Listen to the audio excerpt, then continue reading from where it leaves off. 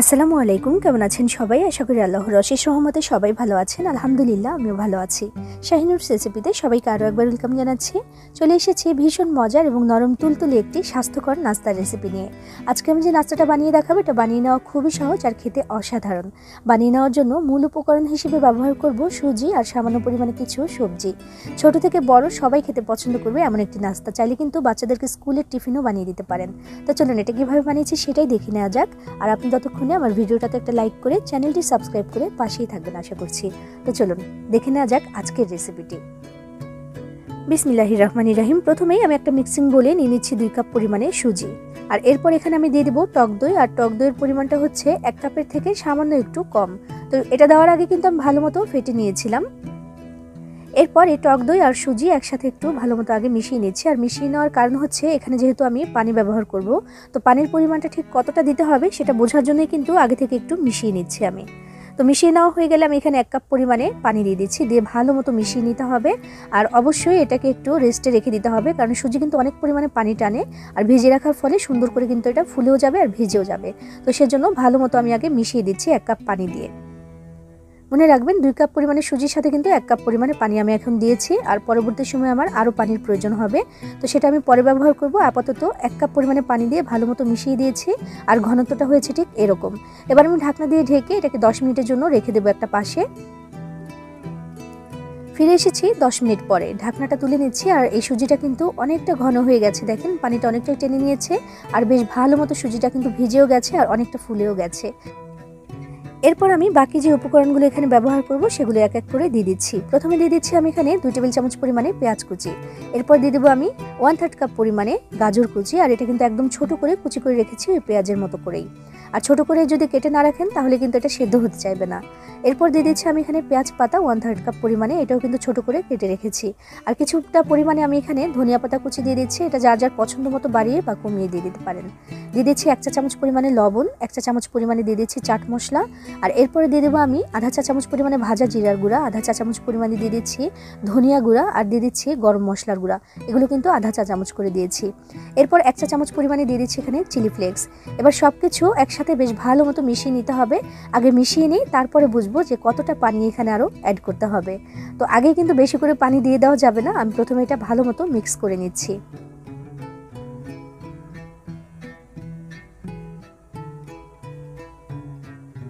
এখন কিন্তু এই ব্যাটারটা অনেক বেশি আঠালো, এটার মধ্যে বেশ কিছুটা পানি ব্যবহার করতে হবে। তো আমি ভালো করে আগে মিশিয়ে নিয়েছি আর ঘনত্বটা বুঝে নিলাম যে কতটা পানি এখানে ব্যবহার করতে হবে।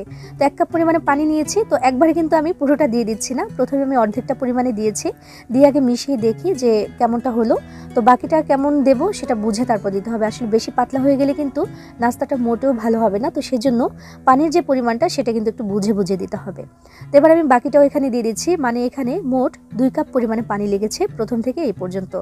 তো পানিটা দিয়ে দেওয়ার পরে আমি ভালো মতো এখন মিশিয়ে নিচ্ছি। আর এবার কিন্তু পারফেক্ট একটা ব্যাটার আমাদের এখানে রেডি হয়ে গেছে নাস্তাটার জন্য। তো যেটার ঘনত্ব হয়েছে ঠিক এরকম। এবার আমি এটাকে ভাজার জন্য চলে যাব। চুলায় একটা প্যান বসিয়ে দিয়েছি। বিসমিল্লাহির রহমানির রহিম। 1 চা চামচ পরিমাণে দিয়ে দিয়েছি এখানে আমি তেল। এবার একটা ব্রাশ দিয়ে পুরো প্যানটার মধ্যে তেলটা একটু ছড়িয়ে দিলাম আমি।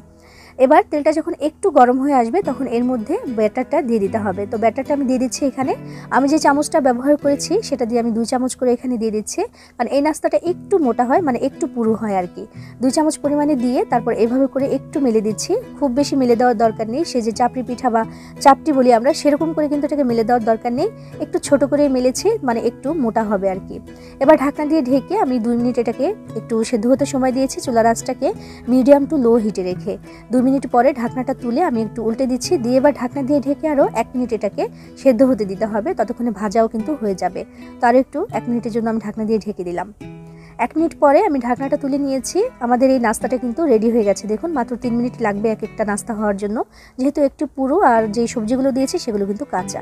একইভাবে আমি সবগুলো নাস্তা ভেজে তারপর নামিয়ে নিয়েছি। মাশাআল্লাহ দেখুন দেখতে কতটা সুন্দর লাগছে, খেতেও কিন্তু অসাধারণ, ছোট থেকে বড় সবাই খেতে পছন্দ করবে।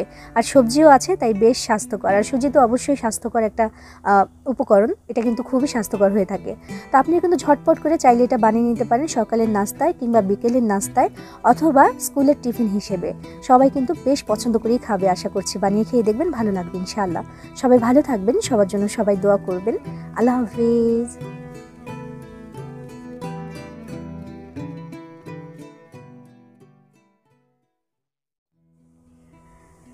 আসসালামু আলাইকুম, কেমন আছেন সবাই? আশা করি আল্লাহর অশেষ রহমতে সবাই ভালো আছেন। আলহামদুলিল্লাহ আমিও ভালো আছি।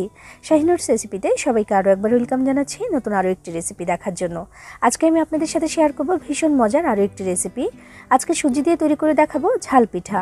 আর এই ঝাল পিঠাটা খেতে কিন্তু অসাধারণ হয়। আর এটা চাইলে সকাল বিকেলের নাস্তার জন্য কিন্তু বানিয়ে নিতে পারেন একেবারে সহজে, অল্প কিছু উপকরণে। তো চলুন কীভাবে এটা বানিয়েছি সেটাই দেখে নেওয়া যাক। আর আপনি আমার ভিডিওতে একটা লাইক করে চ্যানেলটি সাবস্ক্রাইব করে পাশেই থাকবেন আশা করছি।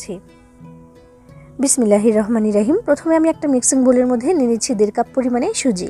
এই 1.5 কাপ সুজি দিয়ে কিন্তু আজকের এই নাস্তাটা আমি বানিয়ে দেখাবো। এরপর দিয়ে দিচ্ছি এখানে আধা চা চামচ পরিমাণে লবণ, যার যার স্বাদ অনুসারে বাড়িয়ে বা কমিয়েও কিন্তু দিতে পারেন। এরপর প্রথমে নিয়ে নিয়েছি 1 কাপ পরিমাণে পানি। এই পানিটা আমি পুরোটাই দিয়ে দিলাম, আর দিয়ে নাড়াচাড়া করে মিশিয়ে দিয়ে বোঝার চেষ্টা করছি আর কতটুকু পানি দিতে হবে। সুজি কিন্তু প্রচুর পরিমাণে পানি টেনে নেয়, তো সেই হিসেব করেই কিন্তু পানিটা এখানে দিতে হবে। তো আরও 1 কাপ পানি নিয়ে সেখান থেকে আধা কাপ পরিমাণে দিয়ে দিয়েছি, বাকিটা আমি একটু পরে দেব। আমি একটু মিশিয়ে আগে দেখে নিই যে কতটুকু প্রয়োজন। তো মেশানোর পরে মনে হলো যে বাকি পুরোটাই এখানে দিয়ে দিতে হবে, তার মানে 2 কাপ পরিমাণে পানি আমি পুরোটাই এখানে দিয়ে দিয়েছি। নেড়েচেড়ে ভালো মতো একসাথে মিশিয়ে দিচ্ছি এবং 15 মিনিটের জন্য ঢাকনা দিয়ে ঢেকে রেখে দিতে হবে। এবং এই সময়ের মধ্যে সুজিটা একদম ভালো করে ভিজে ফুলে যাবে এবং নরম হয়ে যাবে। তো দেখুন ঘনত্বটা কেমন এসেছে।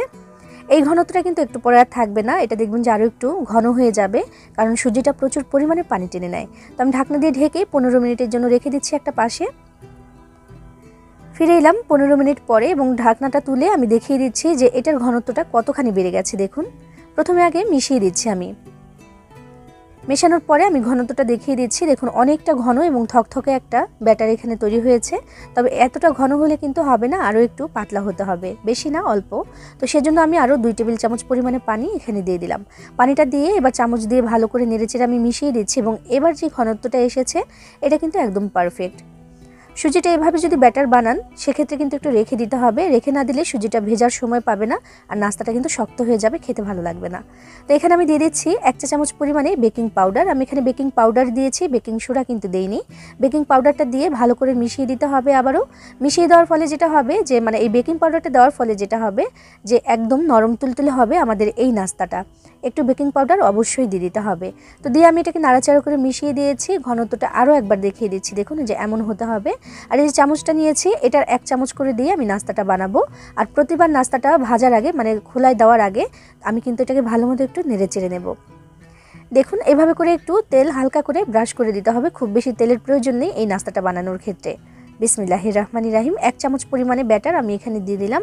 দিয়ে চুলা আঁচটা কিন্তু একদম কমিয়ে দিয়েছি আমি। এরপরে আমি দিয়ে দিচ্ছি, যেহেতু ঝাল পিঠা বা ঝাল নাস্তা সেক্ষেত্রে এখানে একটু ঝাল দিতে হবে। সেটা কাঁচামরিচও হতে পারে বা চিলি ফ্লেক্সও হতে পারে। আমি সামান্য পরিমাণে একটু চিলি ফ্লেক্স এখানে দিয়ে দিলাম। এরপর দিয়ে দিয়েছি সামান্য পরিমাণে একটু ধনিয়া পাতা কুচি, দেখতে একটু সুন্দর লাগবে, ফ্লেভারটাও ভালো আসবে। তো দিয়ে এবার ঢাকনা দিয়ে ঢেকে এটাকে রেখে দিতে হবে 2 থেকে 2.5 মিনিটের জন্য। চুলার আঁচটা অবশ্যই কমিয়ে দিতে হবে, একদম কমিয়ে দিয়েছি আমি। তো এবার দেখুন অনেকটাই হয়ে এসেছে, তবে যে উপরের পাশটা সেটা কিন্তু আরও একটু সেঁকে নিতে হবে। এই জন্য উল্টা করে দিলাম, একটু উল্টে দিলাম। দিয়ে তারপর আমি এটাকে রেখেছি মাত্র 30 সেকেন্ডের জন্য। তো আমাদের এই নাস্তাটা কিন্তু 3 মিনিটের মতো সময় লেগেছে হয়ে যাওয়ার জন্য। অবশ্যই প্রতিবার নাস্তাটা দেওয়ার আগে একটু করে তেল ব্রাশ করে দিতে হবে। তো আরও একটা নাস্তা দিয়ে আমি দেখাচ্ছি। নাস্তাটা কিন্তু অনেক বেশি টেস্টি হয়। আর বাচ্চাদের জন্য যদি বানান তাহলে কিন্তু এই চিলি ফ্লেক্সটা অ্যাভয়েড করে দিতে পারেন, এটা কিন্তু না দিলেও চলবে, বাচ্চারা যেহেতু ঝাল খেতে পারবে না। তো সেজন্য কিন্তু আপনি শুধু ধনিয়া পাতাটা দিয়ে তারপর এটাকে ভেজে নিতে পারেন। খুবই হেলদি একটা নাস্তা, খেতে কিন্তু অসাধারণ লাগে। আর আমার কাছে পার্সোনালি ঝাল ঝাল ব্যাপারটা একটু বেশি ভালো লাগে, তো সেজন্য একটু চিলি ফ্লেক্স আমি দিয়ে দিয়েছি। আবারও ঢাকনা দিয়ে আমি 2 থেকে 2.5 মিনিটের জন্য রেখে দিলাম এটা, এবং ঢাকনাটা তুলে একবার একটু শুধু ফ্লিপ করে দিতে হবে এটাকে। দেখুন একটু উল্টে দিচ্ছি মাত্র 30 সেকেন্ডের জন্য, যেন এই পাশটা একটু সুন্দরভাবে হয়ে যায়। তো নাস্তাগুলো ঠিক এভাবে আমি সবগুলো নাস্তা ভেজে নেব এবং খুবই সহজে কিন্তু নাস্তাটা তৈরি হয়ে যায়। বানিয়ে নিয়েছি সবগুলো নাস্তা, দেখতে পাচ্ছেন মাশাআল্লাহ দেখতে কতটা সুন্দর লাগছে। আর এইভাবে এটা বানিয়ে খেলে কিন্তু সত্যিই ভালো লাগবে। সকালবেলা নাস্তার জন্য বানিয়ে নিতে পারেন, আবার বিকেলবেলা চায়ের সাথে খাওয়ার জন্য কিন্তু বানিয়ে নিতে পারেন। আর যে ঝাল খেতে পছন্দ করেন না তারা কিন্তু মরিচটা বা চিলি ফ্লেক্সটা অ্যাভয়েড করে দিতে পারেন, এটাকে স্কিপ করে দিতে পারেন।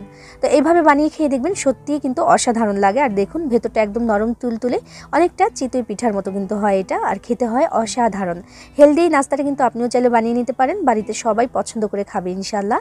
বানিয়ে খেয়ে দেখবেন ভালো লাগবে। সবাই ভালো থাকবেন, সবার জন্য সবাই দোয়া করবেন। আল্লাহ হাফিজ।